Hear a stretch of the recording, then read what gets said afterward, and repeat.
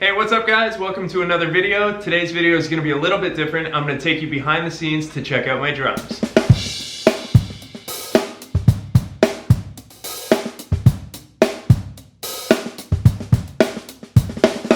Somebody left a comment on Instagram just wondering about what drums I'm using and all my gear and everything. I had made a video on Instagram, but obviously the stories just disappear after 24 hours. So here's gonna be the more in-depth video for you to check out everything I'm using. Make sure to follow me on Instagram because sometimes I do put some fun little videos that disappear after 24 hours. So you'll only see those if you're following me there. Let's get started because this is super uncomfortable and my neck hurts.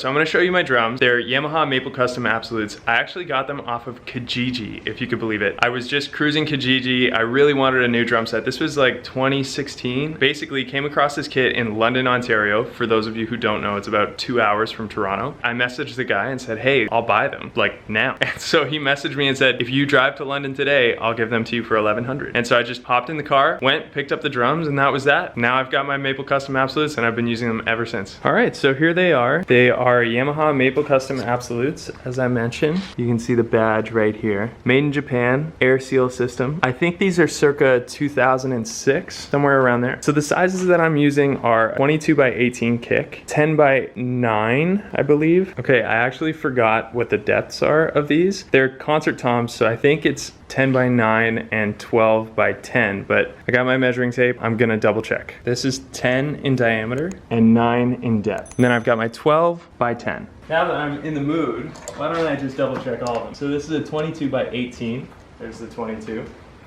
And then I've actually got a 14 by 14 and a 16 by 16 floor tom, which I'm sure you've seen in my videos, but my tom arm for my 16 by 16 broke. Gonna have to get that fixed. 16 by 16 is super heavy, so it makes sense that that might happen. Again, here's the badge, Maple Custom Absolutes, and they are a champagne sparkle. I don't know if anybody's watching this video has ever had a champagne sparkle kit, but they are delightful. I love them, honestly. The snare that I use that people always ask about, which I'm shocked, I'm flattered that people like my snare sound, is a Ludwig Superlight 6.5 by 14.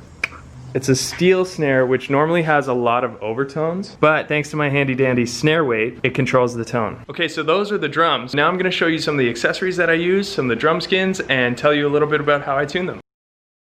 Alright, so a little story about how I got a snare weight in the first place. I was on tour with an artist named Justin Nozuka. He's an awesome singer-songwriter. You guys gotta check him out. I'll share actually a link to some of his videos down below that I've played on. We were on tour and we were in Portland, Oregon. We went to this awesome drum shop, Revival Drum Shop. Shout out to everybody in Portland who knows about that spot. And that's actually where I bought this snare. And when I was buying it, I thought the overtones were just a little too much. And the guy said, why don't you just try a snare weight? And so he gave me this snare weight M80, which is basically just a leather strip that you can attach to the side of the drum.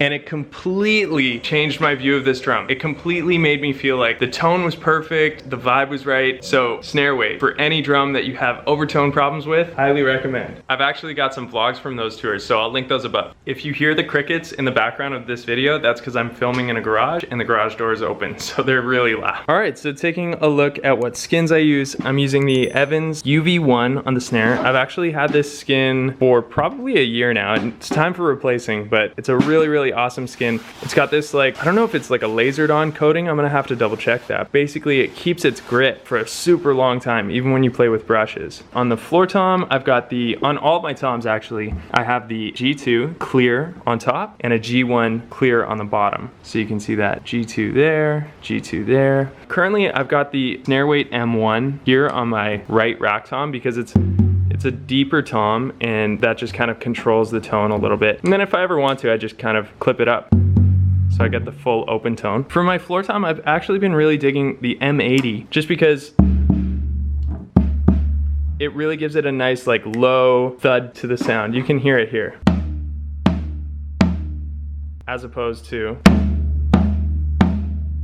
so it just tames the sound a bunch. On my kick, I've got the Aquarian Super Kick. Honestly, this drum skin is the best. Any bass drum that you put this drum skin on is gonna sound beefy and amazing. Believe it or not, I actually just have a snare side head that came with this Ludwig drum on the bottom. So nothing special here. I probably should replace that soon because it's been a little while, but it lasts. These are just the standard, I think it's 22 beads. I'm not gonna sit here and count them, but I'm pretty sure that's the standard. I love the lugs on this drum though. I love just these like beautiful top to bottom lugs. Great snare. Can you guys relate? I just flipped my snare upside down and now I've got all these like, look like a hamster cage. I've got the Evans EQ3 as the reso head on my bass drum, and actually, give you a little sneak peek on the inside, got some foam on the inside that I actually cut to fit perfectly. Shout out to Rob Capoletto for giving me that idea. I also want to tell you guys about the drumsticks that I use. So now I'm using the Los Cabos Jazz model in maple. I used to be using the red hickory. The maple is just so much lighter and I feel like I'm playing faster around the kit these days, so it's nice to use these. Plus these ones have my signature on them. I also want to mention the snare weight speedy key is amazing. It's got a really great weight to it for tightening and loosening. And then this is the secret weapon feature. Upside down, silent storage. Drum keys normally rattle. This is a polyurethane, so it makes no sound. But this guy, all good. Now I'm gonna show you my cymbal setup. Okay, from left to right, you can see I'm using my 15-inch Craig Lauritsen hi-hats here, Sabian Evolution 16-inch, 17-inch, I broke my 16-inch, Craig Lauritsen 22-inch handmade ride, and an Istanbul Agop 18-inch Sultan Crash. For those of you that are wondering, Craig Lauritsen is a cymbal maker from Adelaide, Australia. These are beautiful cymbals that he makes. You can see his signature right there, Craig Lauritsen, and the weight. This is 911 grams. These were not a pair, they were just two 15-inch hi-hats that I thought sounded really incredible together. And so I use these for everything now.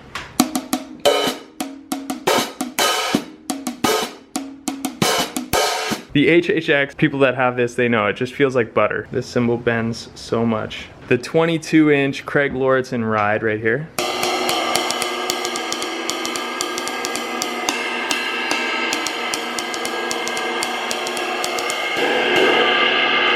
Again, this is a handmade ride by Craig Lauritsen. You can see his signature right there. This is, for all of you gear nerds out there, cymbal nerds, it's 2,242 grams. You can tell actually the lathing on this is really beautiful on the bottom. It's wide lathe, and from what he told me, that just helps add definition to the stick, to the attack of the stick, and then the top is fully lathed properly and clearly hand hammered. The bell is pretty short actually, or I don't know how to describe that. It's not tall, and that's because it's a hand hammered bell. This cymbal is completely hand hammered from start to finish.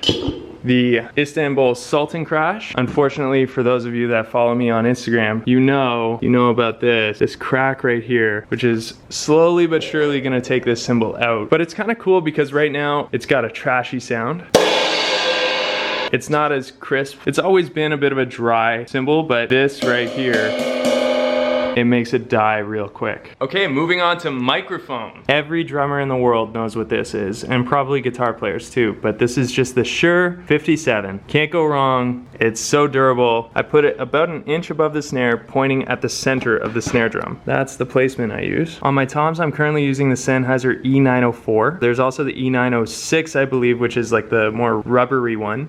This one is a metal casing. It's very durable, it looks nice. I wish I had one or two more of them because I'm currently splitting this guy between my two rack toms and this one between my two floor toms, even though I'm missing this floor tom right now. Boo. So this is the Sennheiser E904. Let's blow away the dirt, make it look nice. I typically put it in a place where it's pointing at the center of the drum, just far enough away that my cymbal doesn't smash it. Up top, I'm using the Rode NT5 as my overhead, and I have this one kind of pointed at my ride cymbal, right-hand side of things, because as you'll see, I've got a microphone over my hi-hat side. On my kick, I'm using the classic AKG D112 microphone. Again, drummers, you know this microphone. I basically like to put it just outside of the hole, like this, pointing at the beater, if you can see that. There's something about it, I think, that optimizes the sound for me. And then this mysterious mic that people have seen in my posts, basically a U87 knockoff. Let's twist it around and let's take it out. For all of you gearheads, this is the MXL 2001. Yeah, I put it right here, about a foot away from the hi-hat. And it picks up some of the snare, picks up some of the rest of the kit. That's why it kind of balances out just having a single overhead over there. I also use the Yamaha hardware that I got with this kit. This is the FP9 series, the old FP9 series. Same model for hi-hat as I do for the kick. I really like this kick pedal. I like that it's a smooth surface. I mean, I've tried some other single kicks like the DW5000, but I don't like how it's rough. I like how this one is smooth. It lets me play a little faster. I keep the tension about medium. It's not too loose, not too tight.